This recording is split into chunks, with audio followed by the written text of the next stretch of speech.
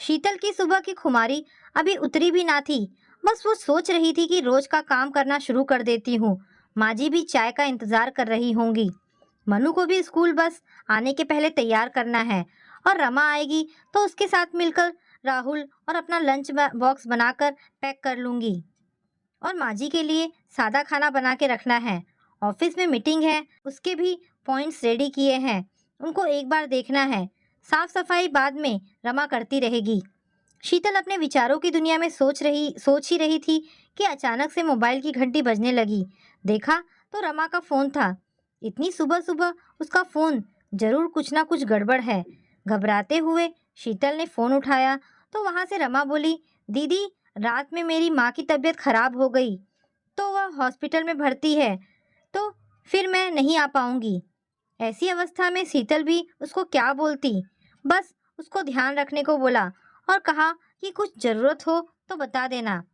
पर वह मन ही मन सोच रही थी कि कैसे सारा काम खत्म किया जाएगा। माँ जी तो अपनी दिनचर्या से समझौता नहीं करने वाली और ना ही कोई सहयोग करेंगी। उसने राहुल को उठाया और अपनी समस्या बताई। दोनों ने मिलकर डिसाइड किया कि दोनों ऑफिस में लंच कर लेंगे। शीतल माँ का लंच बनाकर रख देना और नाश्ता बना लो। मैं तब तक मनु को तैयार करके बस में छोड़कर आता हूँ। आज सफाई रहने दो, बाद में देखेंगे उसको। शीतल फटाफट बाथरूम में नहाने के लिए गई और फिर किचन में जाकर सारे काम करने लगी। नाश्ते में पोहा बनाया और माँ के लिए प्रेशर कुकर में दलिया बना दी। मनु को स्कूल के लिए लंच बॉक्स पैक करके दिया। राहुल उसको बस में छोड़कर आया और नहाने चला गया। शीतल ने माँ को चाय नाश्ता बनाकर दिया और फिर राहुल और अपने लिए नाश्ता लगाया। दोनों लोगों ने नाश्ता किया और माँ को बता दिया कि आज बाई नहीं आने वाली है, इसलिए शाम को शीतल जल्दी घर आ जाएगी और आते समय बेबी सिटिंग से मनु को लेकर आएगी और आपके लिए दलिया बनाकर रख दिया है।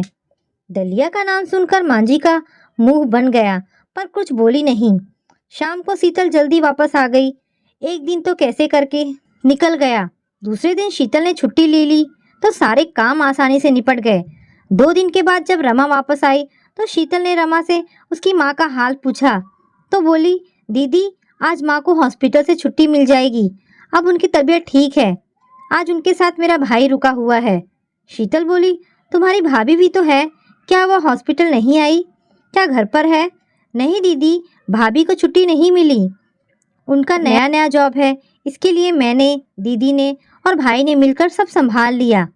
तो तुम्हारी भाभी ने एक भी छुट्टी नहीं लिया? शीतल आश्चर्य से बोली, अरे दीदी क्या जरूरत है, भाभी का जॉब में जाना जरूरी था ना, तो हम लोगों ने सब संभाल लिया। बड़े शांत स्वर में रमा बोल रही थी और शीतल सोच रही थी, जब उसकी सास की अचानक तबीयत खराब हो गई थी तो उनको हॉस्पिटल में भर्ती कराना पड़ा था और उस दिन शीतल की ऑफिस में इम्पोर्टेंट मीटिंग थी। उसने अपने दोनों नंदों को, जो उसी शहर में रहती थी, उनको बताया कि वह लोग आ जाए माँ का ध्यान रखने के लिए, और राहुल ने छुट्टी ले ली थी। दोनों ननद आ तो गई, पर शीतल को बहुत सुनाया उन्होंने। भाभी, अगर तुम्हारी माँ होती तो क्या छुट्टी ना लेती ऑफिस से? आपको तो माँ की कोई चिंता नहीं है, अगर एक दिन ऑफिस नहीं जाओगी तो क्या हो जाएगा? हम लोग तो अपनी सास के साथ ऐसा करने की सोच भी नहीं सकते। आप बहुत खुश किस्मत हो जो आपको इतना अच्छा ससुराल मिला है और इतनी अच्छी नंदे, इसलिए आप सबका फायदा उठा लेती हो। राहुल को पता था कि शीतल का जाना बहुत ज़रूरी है, इसलिए उसने अपनी बहनों को संभाल लिया। ऑफिस से मीटिंग खत्म कर शीतल तुरंत वापस आ गई थी और घर से खाना बनाकर लाई थी।